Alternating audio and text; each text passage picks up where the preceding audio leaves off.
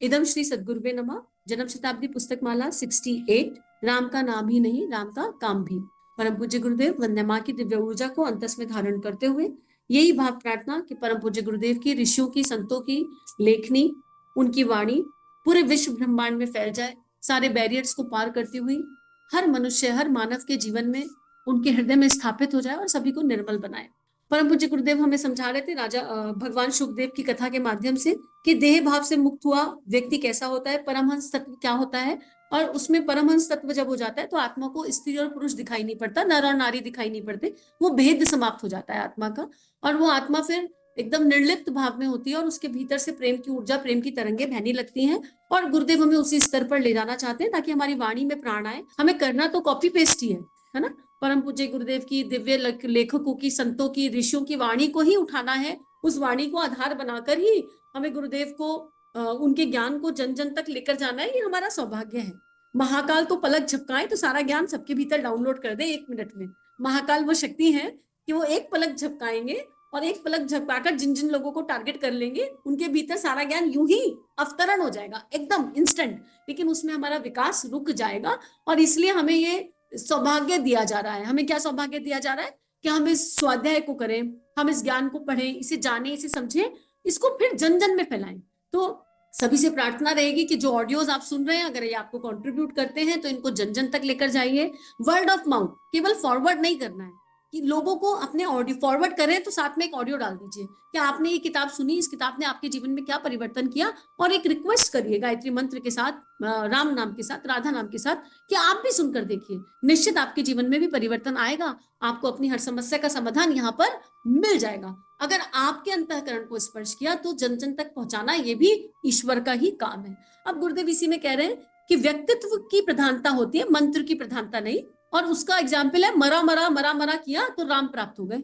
मंत्र तो नहीं था कुछ, मरा मरा मंत्र थोड़ा ना था, लेकिन भगवान प्राप्त हो गए। आजकल अफर्मेशंस का विज्ञान बहुत चलता है। अफर्मेशन कोई मंत्र थोड़ा ना है, लेकिन जब हम कोई अफर्मेशन करते हैं तो उसका क्या कंडीशन होता है, पूरे भाव के साथ करिए, 3 शरीरों से करिए, उसमें शब्द भ्रम है इसलिए उसमें पॉजिटिव वर्ड्स होने चाहिए उसमें, और वो प्रेजेंट टेंस में होनी चाहिए। तो ज्ञान तो सारा उसमें भी मंत्रों का लगाया है, ज्ञान तो सारा वही लगाया है। अफर्मेशन स्पेसिफिक हो जाती है, जब हम अफर्मेशन यूज करते हैं तो वो स्पेसिफिक हो जाती है। जैसे मैग्नीफाइंग ग्लास से हमने एक एनर्जी निकाली और डाल दी। जैसे गायत्री मंत्र में 24 शक्तियां हैं, लेकिन गायत्री का राम उठा लिया तो संयम हो गया, गायत्री का कृष्ण उठा लिया तो योग हो गया, गायत्री का राधा उठा लिया तो प्रेम हो गया, गायत्री की सीता उठा ली तो भारतीय संस्कृति हो गई। इस तरह हर चीज की अपनी एक वैल्यू है, कोई भी चीज कम या ज्यादा नहीं है, और जो गुरु कहे वो करना चाहिए। लेकिन जिस देह से हो रहा है वो व्यक्तित्व कैसा है वो बहुत मैटर करता है। जिस तरह राजा परीक्षित ने सुखदेव को चुना कि इनका व्यक्तित्व ऐसा है कि ये परमहंस चेतना है, और जब ये भागवत कथा कहेंगे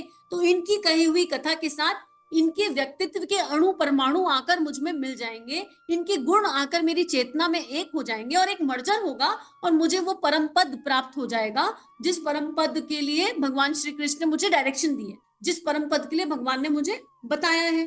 तो खाली मंत्र बोलना काफी नहीं है, खाली रामायण करना, भागवत करना काफी नहीं है, लेकिन जिस देह से रामायण हो रही है, जिस देह से भागवत हो रही है, उस देह की ऊर्जा को जागृत करना, उस देह में ईश्वर का अवतरण करने की यात्रा पर चलना भी आवश्यक है। गुरुदेव आगे लिख रहे हैं, ये यहाँ पर गुरुदेव का प्रवचन समाप्त हो रहा है और यहाँ पर एक समरी है, और उसमें यह है कि हमारा भी उद्धार हो सकता है। कैसे हो सकता है, पॉइंटर्स हैं।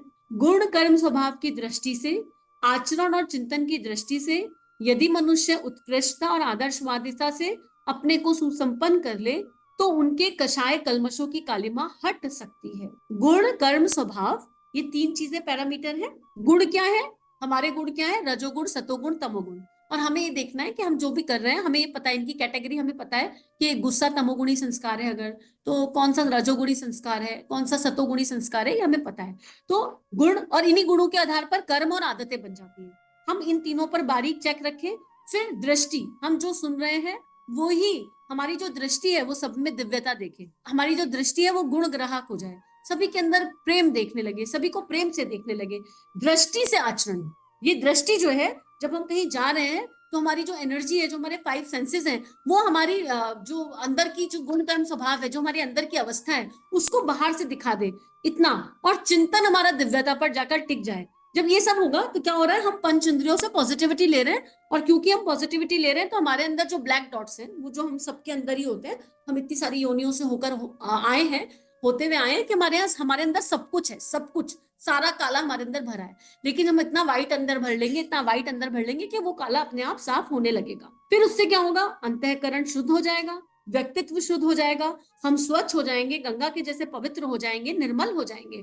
और जब ये देह इस तरह निर्मल होगी अभ्यास प्रयास से, जब ऐसा व्यक्ति मंत्र उपासना तपश्चर्या करेगा, तो वो उसका पूर्ण लाभ ले पाएगा। और लाभ लेगा, लाभ लेने का अर्थ क्या है, वो देवताओं के अनुग्रह का अधिकारी बनेगा। और देवताओं के अनुग्रह मतलब उसमें देवत्व का जागरण हो जाएगा, और वो भगवान का काम करेगा। देवता भी ऐसे फोकट में नहीं देते, हर किसी को नहीं देते। देवता उसी देह में डालेंगे एनर्जी जिस देह से उन्हें पता है कि देवता वाला काम होगा। परम पूज्य गुरुदेव को ऋषियों ने चुना, लेकिन परम पूज्य गुरुदेव के 24 साल के तप को देखा, कई कई जन्मों की यात्रा को देखा, उसके बाद सारी ऋषि सत्ताओं ने उन्हें चुना। किसको आज की डेट में सौभाग्य प्राप्त है सारे ऋषियों से मिलने का, परम पूज्य गुरुदेव देह सहित सूक्ष्म के सारे ऋषियों से मिलकर आए। ये सौभाग्य किसी को रेयर ही प्राप्त होता है। तो फिर वही बात कही जा रही है कि लेकिन तब जब तक यह पात्रता ना हो, तब तक हमें उत्कृष्ट वरदान मांगने की दूरदर्शिता उत्पन्न ही नहीं होगी। और साधना के पुरुषार्थ से कुछ भौतिक लाभ भले मिल जाए, पर देवत्व का एक कण भी उसे प्राप्त नहीं होगा।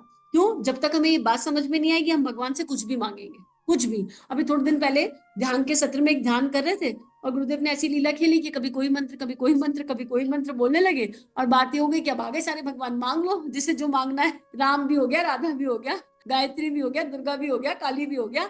अब सारे मंत्र कर लिए, सारे भगवान जी का आवाहन हो गया, मांगो जिसे जो मांगना है। कोई कुछ मांग ही ना पाया। उस एक पल ऐसा हो गया, गुरुदेव बुद्धि में आके बैठ गए कि कुछ कुछ मांग ही नहीं पाया। क्योंकि हम अंतस में जानते हैं कि हमें ईश्वर से मांगना नहीं है, ईश्वर को खुद को समर्पित करना है। हमें कहना है कि मांगने की वृत्ति छूट जाए, और अगर मांगे भी तो तुम्हारे से आसक्ति हो जाए, तुम्हारे अंदर समर्पित हो जाए, तुम्हारा काम कर पाए। क्योंकि देह है, मांगने की आदत पड़ी हुई है, अभी अभी जड़ तो बने नहीं, तो तुम्हारे से एक हो जाए। मांगे भी तो ये मांगे। आसुरी भूमिका पर कोई शुद्धि मिल भी जाएगी तो वो घातक ही सिद्ध होगी। असुरों को साधना के आधार पर जितनी भी सिद्धियां मिली, अंततः उन सिद्धियों से उनका सर्वनाश ही हुआ। अध्यात्म विज्ञान का समुचित लाभ लेने के लिए साधक का अंतःकरण एवं व्यक्तित्व जितना निर्मल होता है, उतनी ही उपासना सफल होती है। विराट ब्रह्म कितना ही महान क्यों ना हो, व्यक्ति की इकाई में वह उस प्राणी की परिस्थिति में पड़ा हुआ लगभग उससे थोड़ा ही अच्छा बनकर रह रहा होगा। अंतरात्मा की पुकार निश्चित रूप से ईश्वर की वाणी है, पर वह हर अंतःकरण में समान रूप से प्रबल नहीं हो पाती। सज्जन के मस्तिष्क में मनोविकार का एक जोग घुस जाए, तो भी उसकी अंतरात्मा प्रबल प्रतिकार के लिए उठेगी, और उसे ऐसी बुरी तरह दिखारेगी कि पश्चाताप ही नहीं, प्रायश्चित किए बिना भी चैन ना पड़ेगा। अब गुरुदेव ये वाला जो एक पैराग्राफ है, कितनी खूबसूरत बात कह रहे हैं कि वो विराट ब्रह्मा बहुत महान है, राइट। लेकिन जब उसे जिस देह में, उसको प्रकट भी इन देहों से होना है, पर वो कौन सी देह से प्रकट हो? वही बात है कि नाली में गंगा जल डाल देंगे तो वो दिखाई तो नहीं देगा ना।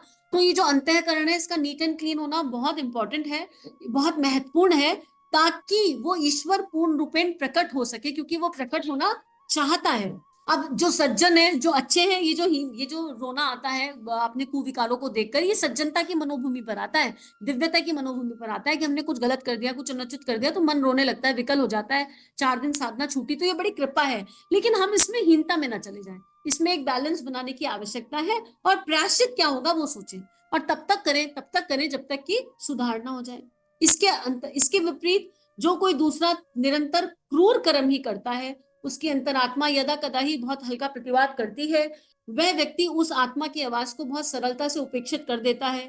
दोनों अंतरात्मा की प्रकृति एक सी है, दोनों ही अपना कर्तव्य निभाती हैं, पर दोनों की स्थिति सर्वथा भिन्न। सज्जन ने सत्वृत्तियों को पोषण देकर अपनी अंतरात्मा को निर्मल बनाया।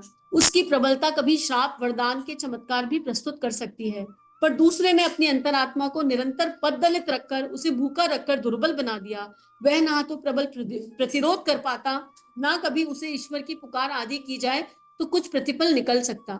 अब दुर्योधन ने कहा ना कि मैं जानता हूं कि उचित क्या है, सत्मार्ग क्या है, पर मेरी वृत्ति नहीं है, मेरी प्रवृत्ति नहीं है। तो अगर हम किसी कुसंस्कार को देखने के बाद भी उसे इग्नोर कर देते हैं, तो वो फिर इतना बुरी तरह से बढ़ जाता है, इतना ज्यादा उसका आतंक मच जाता है कि वो हमें डुबो के ले जाता है। रावण में सारे गुण थे, एक ही तो वृत्ति थी, अहंकार था, जो उसको डुबो के ले गया।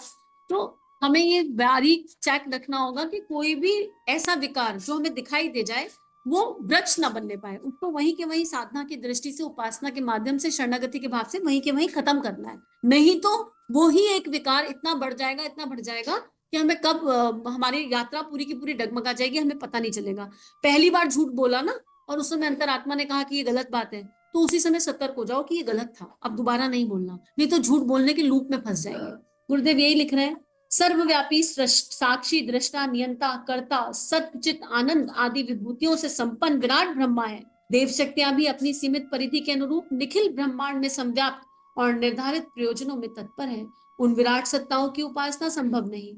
उपासना के लिए प्रत्येक व्यक्ति के भीतर एक छोटा सा प्रतिनिधि उनका मौजूद है। साधक और तपस्वी अपनी निष्ठा के अनुरूप उसका पोषण करते हैं, समर्थ बनाते हैं और लाभ उठाते हैं। कॉन्ग्रेचुलेशन, हम सबको बधाई हो। परम पूज्य गुरुदेव वंदे मां महाकाल ने ये कह दिया कि हम सबके भीतर वो साक्षी दृष्टा नियंता सर्वव्यापी सत्यचित आनंद परमात्मा एक अंश में विद्यमान है। आज गुरुदेव ने ये बात कह दी, गुरु वाक्य ब्रह्म वाक्य। अब इसको नर्चर करना पड़ेगा, इसको खात्मा नहीं देना पड़ेगा, इस ऊर्जा को पोषण देना पड़ेगा। अंदर वो दिव्यता है, ठीक है। तो गुरुदेव ने ये बात कही तो मतलब है, और वो छोटे से प्रतिनिधि के रूप में है, लेकिन वो पूरा वृक्ष बन जाएगी, देर नहीं लगेगी जब हम इस राह पर चलेंगे। एक ग्वाले की गाय बहुत सुंदर और बहुत स्वस्थ है और बहुत दूध देती है, पर दूसरे की ठीक वैसी होने पर भी दुर्बल है, रुग्ण है और कम दूध देती है। इसका कारण उन दोनों ग्वालों की गौ सेवा में न्यूनतमता और अधिकता होना है। अपने अंतरंग में अवस्थित देवता को, भगवान को अपनी आस्था, निष्ठा, पवित्रता आदि विशेषताओं के द्वारा समर्थ बनाया जाता है। इसके उपरांत ही पूजा उपासना रूपी बाल्टी में दूध दूहने की बात बनती है। फिर से सुन लीजिए, हमारे भीतर एक भगवान बैठा है, उस भगवान को आस्था, निष्ठा, पवित्रता आदि विशेषताओं के द्वारा समर्थ बनाना है। इसके उपरांत ही पूजा उपासना रूपी बाल्टी में दूध दूहने की बात बनती है। रामकृष्ण परमहंस की काली ने विवेकानंद को आत्मशक्ति से संपन्न बनाकर उन्हें महामानवों की पंक्ति में लाकर खड़ा किया। दूसरे तांत्रिक अघोरी कापालिक ओझा उसे काली देवी से झाड़ फूक के लिए छिटपुट प्रयोजन में ही पूर्ण इस्तेमाल कर पाए। विराट महाकाली एक, पर रामकृष्ण परमहंस के अंतरंग में परिपोषित काली अंश की क्षमता में उनके अनुरूप थी, और ओझा अघोरी लोगों के लिए काली बहुत दुर्बल थी और ओछे किस्म की थी। अर्जुन के कृष्ण की सामर्थ्य अलग थी, मीरा सूर के कृष्ण की अलग थी, और रासलीला करने वालों के पुजारियों के कृष्ण अलग है। आकृति प्रतिमा दोनों एक सी हो सकती हैं, पर सामर्थ्य में असाधारण अंतर होगा। यह अंतर उन साधकों की आंतरिक स्थिति के कारण विनिर्मित होता है। और ये बहुत सुंदर एग्जाम्पल के साथ गुरुदेव इस स्वाध्याय को यहाँ पर पूर्ण करवा रहे हैं। गुरुदेव कह रहे हैं कि साधक की मनस्थिति के अनुसार उसकी साधना परिपक्व होती है और उसके अनुसार ईश्वर प्रकट होता है। तो जैसी हमारी मनोभूमि होगी वैसा ही हमारा ईश्वर होगा। महाकाली वही है, लेकिन महाकाली को तंत्र में प्रयोग करते हैं, और वही ठाकुर ने उससे यूथ आइकन विवेकानंद जी को जन्म दे दिया। मीरा, तुलसी, रस खान, हम सारे भक्तों को जानते हैं। तो हमें अपने भीतर देखना है कि हमारी मनोभूमि कैसी है, भगवान गुरुदेव उसमें पूरे आके स्थापित हुए कि नहीं हुए, और जिस तरह की मनोभूमि होगी उसी तरह का ईश्वर मैनिफेस्ट होने लगेगा। तो आइए परम पूज्य गुरुदेव वंदे मां को प्रणाम करते हैं और भावना करते हैं कि हमारे इष्ट पूर्ण रूपेण हमारी मनोभूमि में उतर जाए, और ये देह की मनोभूमि उस तरह हो जाए जैसे ईश्वर चाहते हैं, ताकि वही ईश्वर मैनिफेस्ट हो जो ईश्वर की चाह हो। हमारी हर चाह ईश्वर को अर्पित समर्पित हो जाए। यदि इसी के साथ इस स्वाध्याय को गुरु चरणों में अर्पित समर्पित करते हैं। इदम श्री सद्गुरुवे नमः, इदम श्री सद्गुरुवे नमः, इदम श्री सद्गुरुवे नमः। जय हिंद। अगर ये वीडियो आपके लाइफ में बदलाव ला रहे हैं, ये भावनाएं आपके अंतःकरण को स्पर्श कर रही हैं और आपके जीवन में परिवर्तन आ रहा है, तो इन वीडियोस को विश्वव्यापी बना दीजिए। चैनल को लाइक कीजिए, सब्सक्राइब कीजिए और इस कंटेंट को जहाँ जहाँ तक पहुँचा सकते हैं पहुँचा दीजिए, ताकि दिव्य विश्व वसुंधरा जागृत हो सके, ऋषियों की और संतों की लेखनी सभी के अंतःकरण बदल सके। जय हिंद, जय भारत।